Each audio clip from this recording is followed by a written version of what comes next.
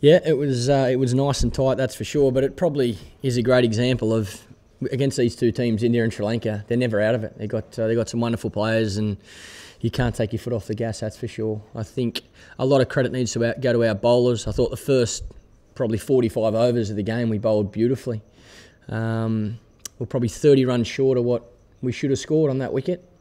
So a lot of credit needs to go to those guys. Is there more benefit for the team to win in such a manner in a close game? Oh no, I'd rather win by 200 every day. I think that'll certainly help Mitchell Starc, that's for sure. I think he'll learn a lot from that. He'll take a lot of confidence going into future games now, knowing that if he executes his skills, he can become a good death bowler. And he probably felt a bit of pressure there, those last 2 overs he bowled, but to be able to come out on top, I think is a really positive sign for him. You wouldn't be underestimating Angelo Matthews in a run chase, would you? Continues to make runs against us, yeah. He's that type of player. If he gets past 20, he's unstoppable, and he strikes the ball, as you've seen tonight, as clean as anybody. So we're going to keep working on our plans to him, and probably be a bit more disciplined early to him, and try and get him out for that less than 20 more often, because he's a very good player, very good striker of the ball. I guess you can be in good form as a captain like a player. Do you think you're in good form at the moment? You seem to be doing things that come off. The stock around you makes a big difference. That helps as well. The boys are playing pretty well.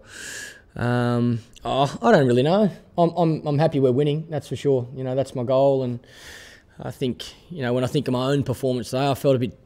I was disappointed with the way I batted. I felt like I couldn't time the ball, but I just had to hang in there. It was that type of wicket, and the guys, we've got some really good strikers around me, so unfortunately that might be my role a little bit. If it gets hard to score, I've just got to be the one to hang in there a little bit. So it's do whatever it takes to help the team win, and I think that's what everyone's doing. I think the feeling in the group's really good.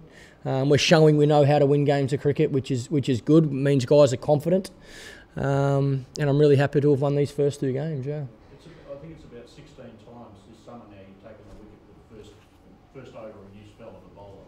So something's obviously working nicely. It's nice to hear. Yeah, it is good. But again, I just tell the guy to bowl. I don't, he's got to have the skill to execute, hit the areas, and then us hang on to our catches. So, yeah, that's good statistics to have, I guess. It's nice to be winning. I know how quick it can change though. So we're just got to keep rolling with this momentum and keep playing some really good cricket.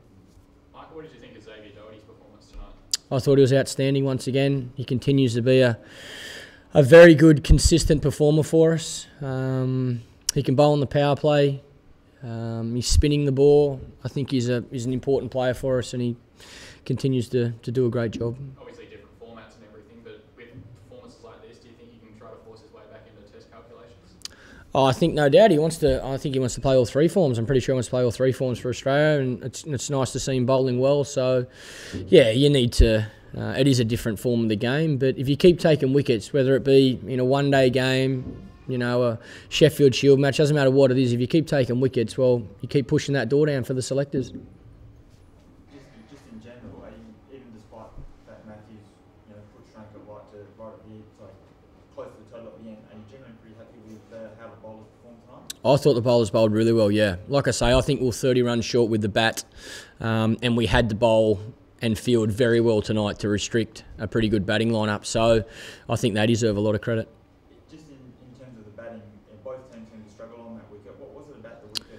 It was a little bit slower than I think we all expected, and a little bit too pace. Some balls kissed off a lot faster than others. So, yeah, it was just hard to get your timing, I guess, and we've probably seen that with both teams. I think Arthur was pretty keen to get Peter Forrest to go in Perth. How close did he come to being involved? He's obviously very close because he's in the squad. He continues to train well, and it's great to have him around the group. So I'm sure when he gets an opportunity, he'll try and grab that with both hands. But yeah, for this game, that was the 11 players we thought could win this game, and we went with that. Is it hard to change a winning team at the moment? It's always hard to change a winning team, but it's also about giving guys opportunities. So I think it's about timing, and it's certainly not hurting Foz being around the group and training and, biding his time. When he gets a chance, like I say, I'm sure he'll be ready and he'll grab it with both hands. Very short turnaround between now and Sunday. Will you look to rest anyone, perhaps? We'll have to wait and see come Sunday. Right now, I'm looking forward to a couple of beers and a good night's sleep before we fly to Adelaide tomorrow.